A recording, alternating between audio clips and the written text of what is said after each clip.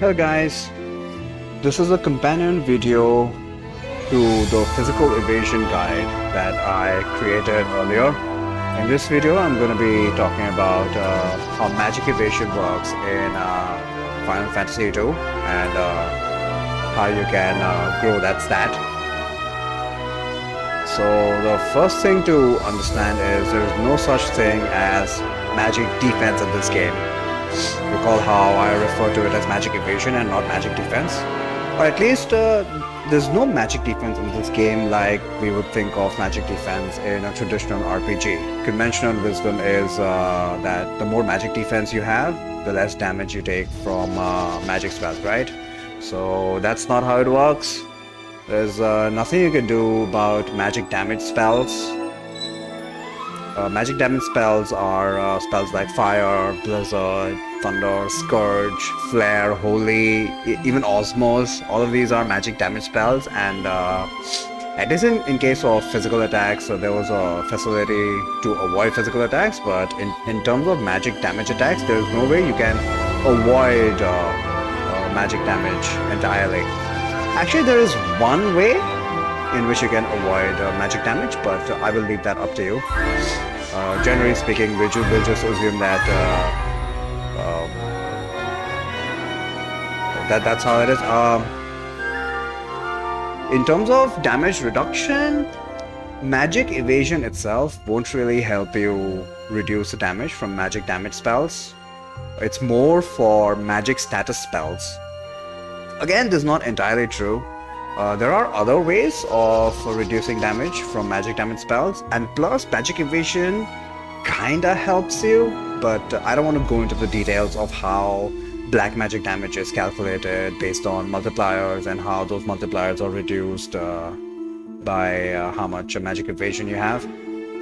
So anyway, my point here was there is no magic defense in this game. Let's look at the stat actual. So just like physical evasion, magic evasion, the game calls it magic defense. I hope that distinction will remain throughout the rest of this video. Keep that distinction in mind. So just like physical evasion, magic evasion is divided into magic evasion level and magic evasion percentage. So if you talk about magic evasion percentage, each character has a base magic evasion percentage that will be modified, that will be added to by equipment, by magic evasion percentage granted by pieces of equipment. I don't think weapons grant any magic evasion at all, any magic stats at all. But every character's base magic evasion percentage, mind you, is basically a calculated stat. It's derived from a combination of stamina and magic. So in this case, Maria has stamina of 21, magic of 6, you add those up, that's 27. Divide that by 2, round it down, that'll be 13. Similarly for Firion, 25 divided by 2, rounded down, 12. And Guy, 33 divided by 2, rounded down. So that's your base magic evasion percent. Now, to the astute observer, you would realize that you can actually get, you can max out magic evasion percentage to 99 just by grinding stamina and magic. Mind you, you'll have to grind both to max 99, because only then will the combination divided by half result in 99 magic evasion percentage. But that is obviously not only time consuming, but also not the intended way. Most of your magic evasion percentage is supposed to come via equipment. Let's take a quick peek.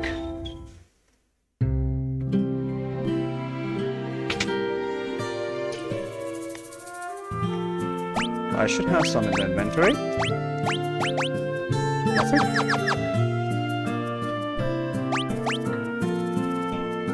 Shields also don't grant any magic defense related stats apparently. So let's take a look at the very basic stuff. Leather cap, magic defense plus 5. Remember what the game calls magic defense in terms of description in the for the equipment descriptions. is magic evasion percentage. So +5, so that just adds on to the base magic defense, magic evasion percent. Mithril armor is 10, leather armor is 5, leather gloves 5. Usually you won't get more than 10 from this kind of equipment, heavy armor. So now magic evasion percent goes all the way up to 33, which is pretty respectable for early game.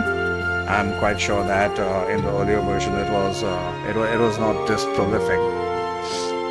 I'll talk more about other equipment that grants more magic defense. Needless to say, mage type equipment will grant more magic evasion than stuff like armor, heavy armor. The game doesn't very clearly specify what is mage type equipment, and some of the mage equipment actually has more defense, physical defense, than equivalent heavy armor equipment, which is just stupid. But in any case, if you have watched my physical evasion guide, you will understand that in this game, defense is largely irrelevant. It's all about evasion in terms of physical attacks. So what you want to focus on for equipment is not only magic defense, but also, I guess if you have a black mage, you might want to focus on magic interference, but I usually just ignore that. Another thing you want to keep in mind is the resistances, which I will discuss more about a bit later. So if this is clear, that's it about magic evasion percent. So magic evasion level is, as the name suggests, it's a level stat. So just like physical evasion level, you level that up by accumulating experience. And how you get experience is by getting hit by magic attacks from the enemy. So unlike hitting yourself and then gaining HP, you can't just use magic on yourself to gain magic evasion levels.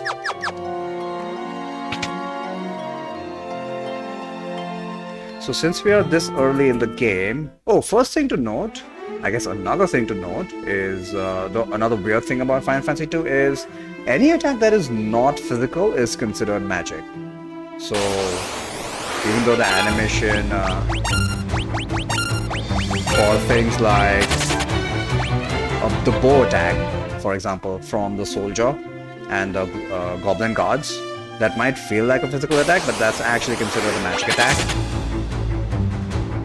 The general rule is anything that's not a physical attack, which, magic attacks usually show the name of the magic attack at the top of the screen, right, during the battle.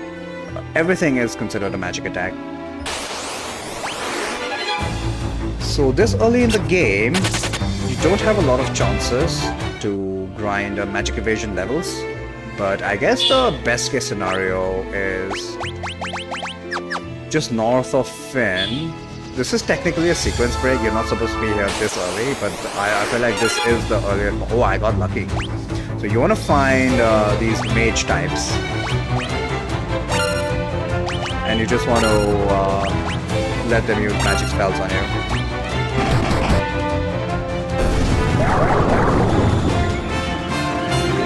So even if it misses, you do get the magic evasion experience.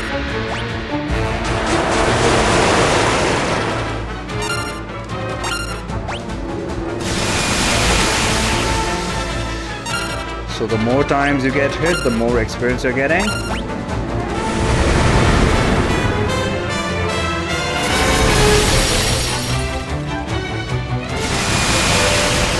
And it's also a good way of gaining HP, obviously. Oh, I guess he's out of MP.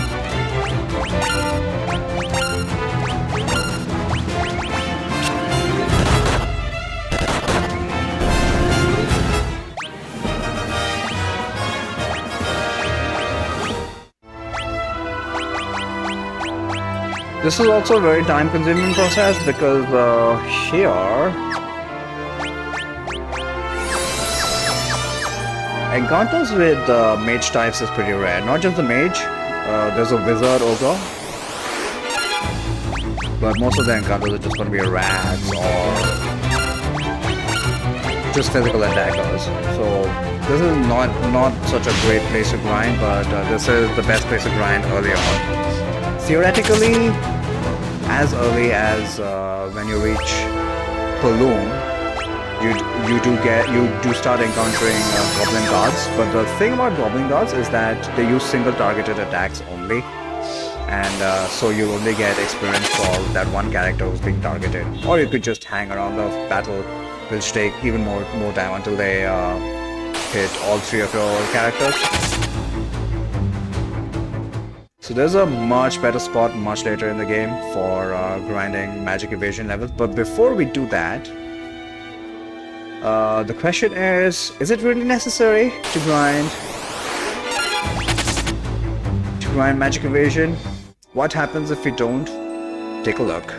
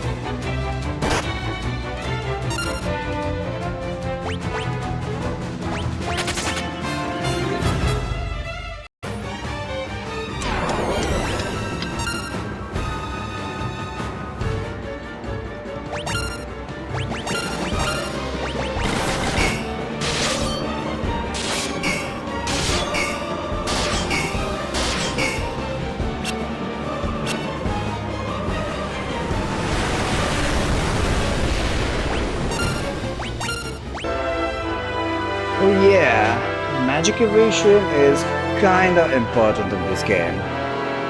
But then again, this is the Pixel remaster with autosave and quick save, so it's not like a game over actually means anything.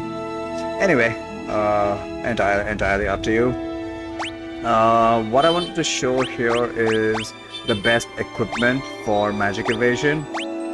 And choices, there are not a lot of choices actually. In terms of helmet, best is the ribbon, needless to say, magic defense of magic evasion of 26. But yeah, you're not gonna get a lot of ribbons. Second best is the Genji helm, but the Genji helm, there are problems with, I usually don't use the Genji helm, but I guess it's good to know that it's got a magic defense of 50. I think the gold hairpin also has a magic defense of 50. Gold hairpin is just an amazing accessory. But other than that, usually helmets, they don't give over magic defense of 10. In terms of body armor, best is obviously black robe and white robe. These are, by the names itself, you can figure out these are mage type. They grant 26 each. Nothing else grants more than 10 apparently. Again, except for the Genji stock, which is plus 15. I don't use the Genji armor because it massively reduces your evasion, massively increases the magic interference. But yeah, like I said, decision up to you. And for gloves, really the only piece of equipment, mage type equipment in the glove slot is a protect ring, and the protect ring is super rare. That also grants 26. Everything else at best grants 10, again except for the Genji gloves, but yeah, you're seeing a pattern here. Genji gloves do have some status resistances, mind you, so it's not a bad thing. That's not a bad thing at all. And yeah, speaking of status resistances, that is primarily how you would yeah, instead of having sky-high magic defense, or magic evasion rather, equipment status resistance is like the primary way of dealing with status effects. So for example, not just status effects, but also damage reduction from magic. So an example of that is the golden hairpin. You get it relatively early in the game, Layla comes with it, and it has resistance to lightning. So basically, enemy lightning attacks will get halved on the character that's wearing the golden hairpin. Ribbon has resistances to all elements, including the damage element. So if you've equipped a ribbon, you'll be taking half damage from pretty much anything except non-elemental stuff. Mind you, a lot of the late game enemies have non-elemental magic, including the Coverall's blaster attack. So there's no way to resist that except using magic evasion. Twist headband, another very important piece of equipment. This grants you immunity to the mind element. Mind element includes statuses like confuse. What else?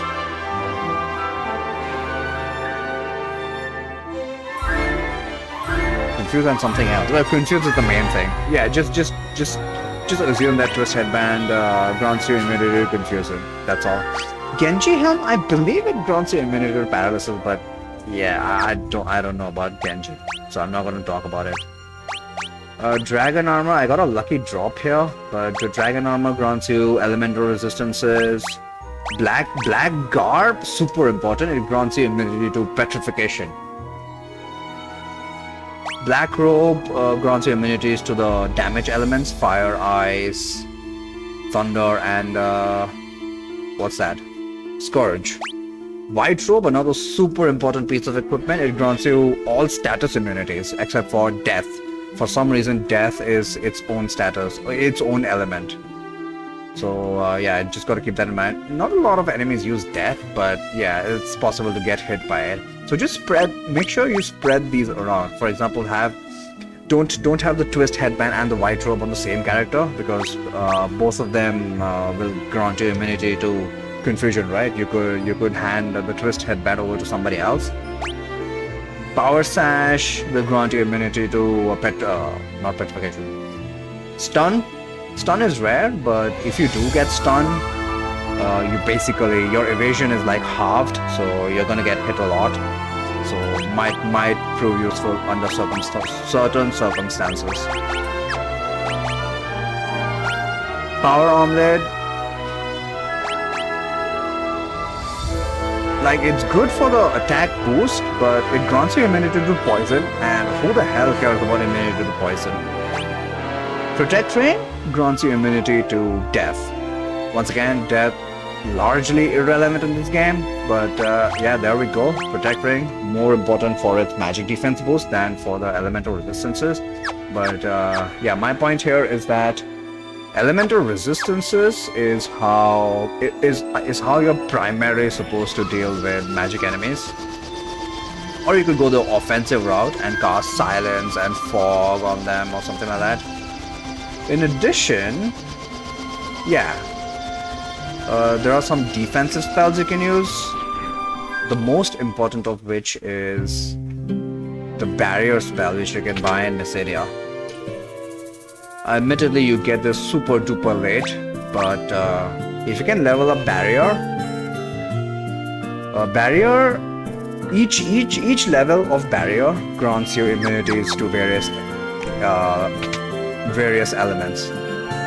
Just at barrier level 1 itself, I believe barrier level 1 grants you immunity to death, and barrier level 2 grants you immunity to matter, which is petrification. So just getting barrier to level 2, and as long as you're able to cast that before the enemy does anything nasty, you're protected from petrification without having to use any equipment.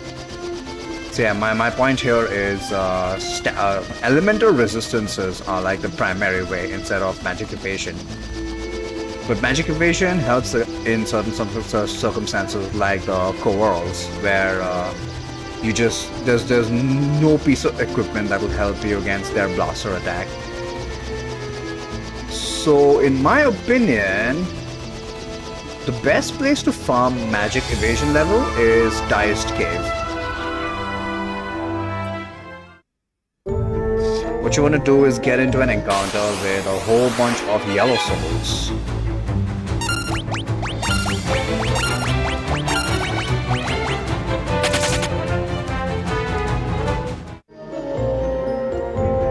So what are my current levels? 738, 633, 638.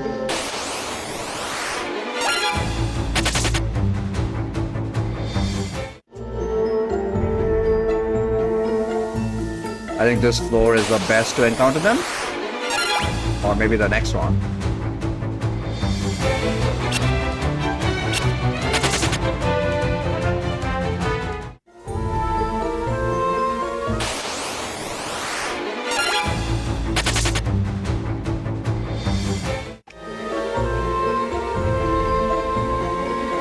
B3, yeah, I think B3 is the best place to encounter a bunch of yellow, so B3 and B4.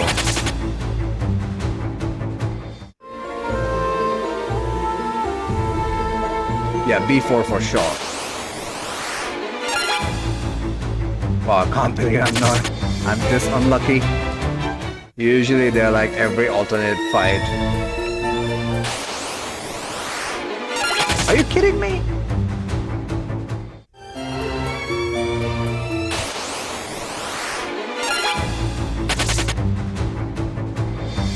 I swear, you encounter them very frequently here.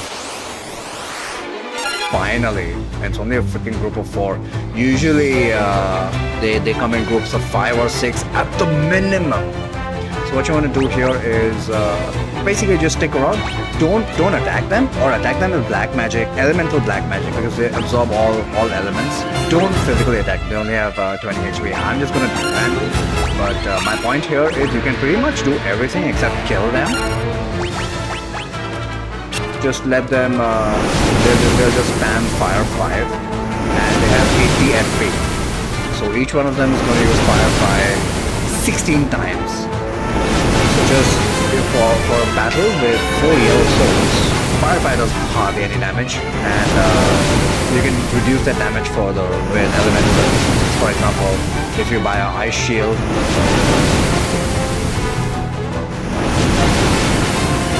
16 times 4, yeah, that's 60 64 experience to every member in the group right here.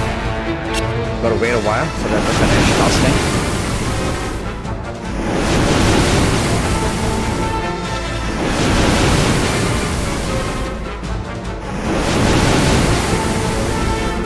This is like the lower end.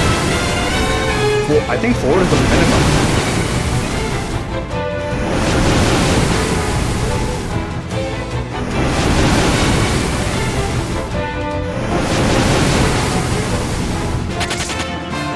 Oh, come on!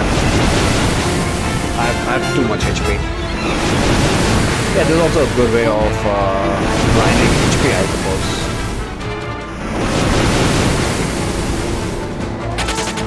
Son of a bitch!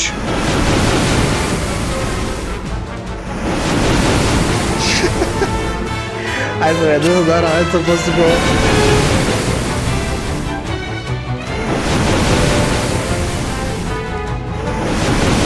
Yeah, this is a completely non-threatening encounter. Of course, the other encounters are pretty damn dangerous. But as far as I'm concerned, this remains the best place to grind magic evasion levels pretty much throughout the game.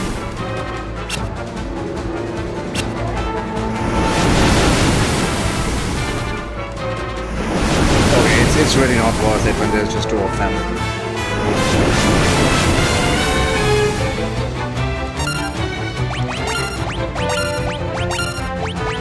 But instead of defending, obviously you can do something like cast white magic, cast black magic. Oh, look at that! So Maria got a level up, Guy got a level up, Leon got a level up. Look at that, around 64 experience. That's nothing to scoff at.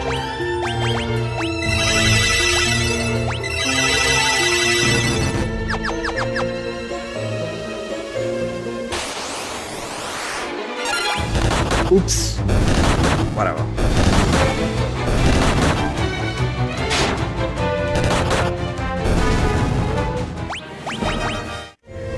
Yeah, this is a pretty good place. I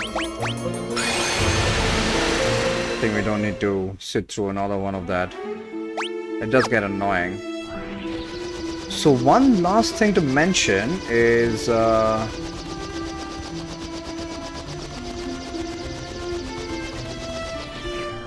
if you don't want to, you know, just sit and grind, you can easily get very high magic evasion levels during a normal playthrough. All you need to do is whenever you encounter, I mean, assuming you're not running away from battles, of course.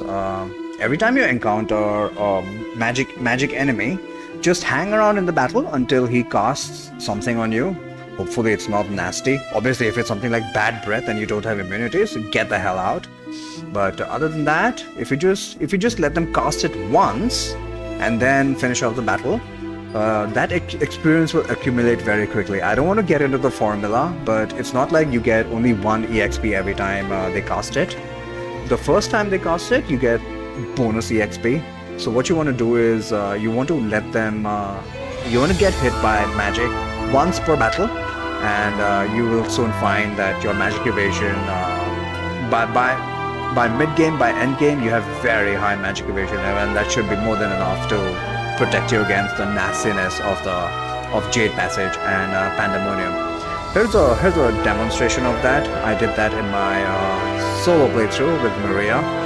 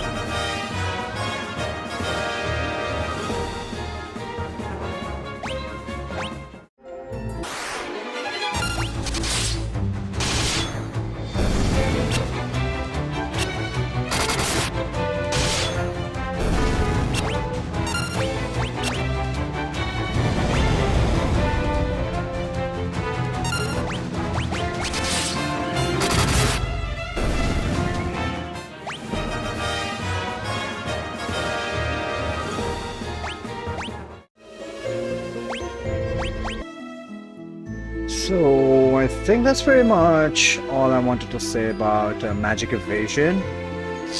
I did want to explain about how exactly enemy magic is calculated and like how you're able to dodge it based on magic evasion, but I couldn't really find an easy way to explain it. For those of you who stuck around this long, I'll give it a try. So it's like, let's say enemy uses blind 4. So theoretically you need magic evasion 4 at the bare minimum to dodge it. Actually, no, that's not the bare minimum. It depends on their accuracy, which I'm not entirely sure about, but the way I like to think about it is, if enemy is using blind 4, then think of it as at least 3 hits. 3 out of those 4 will hit. So you need to somehow roll a 3 as well. So you need to have sufficient magic defense. 3 guaranteed rolls is basically 3-99, but since 99% magic evasion is so difficult to achieve, you got to compensate for that with the magic evasion levels. The problem in this game is that even starting mid-game, enemies start using very high-level spells like Break 6, Sleep 5, what else? Bad Breath 10. You're reasonably not expected to have magic defense level of 10 that early in the game, so you just have to suck it up and hope that somehow you get lucky, as in they don't get as many hits in, or you don't get as many, you get a lot more evasion rolls up, if you get what I mean. Yeah, I think I've completely butchered the explanation. But anyway, there you go. So I hope you found this informative. Thanks for watching.